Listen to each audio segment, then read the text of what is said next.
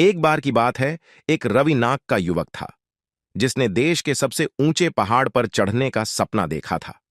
उन्होंने अपने बुजुर्गों से पहाड़ के बारे में कहानियां सुना करता था, जो कहते थे कि पहाड़ों पर चढ़ाई करना बहुत ही खतरनाक और कठिन काम है। लेकिन रवि ने पहाड़ की शीर्ष पर पहुंचने की ठान ली थी।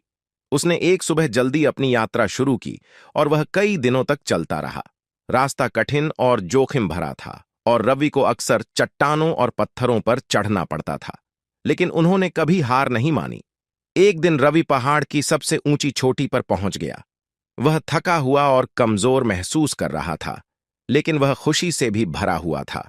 उसने अपना लक्ष्य हासिल कर लिया और उसने खुद को साबित कर दिया था कि वह जो कुछ भी ठान लेता है, उसे पूरा किए बिना नहीं रुकती।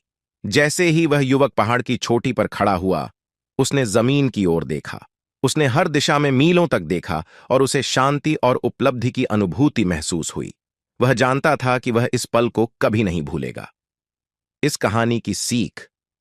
रवि की कहानी हमें ये याद दिलाती है कि अगर आप ठान लें तो कुछ भी संभव है।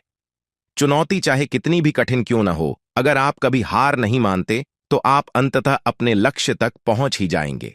अपने सपनों को कभी मत छोड़ो, चाहे वे कितने भी कठिन क्यों ना लगें। कड़ी मेहनत और दृढ़ संकल्प से कुछ भी संभव है।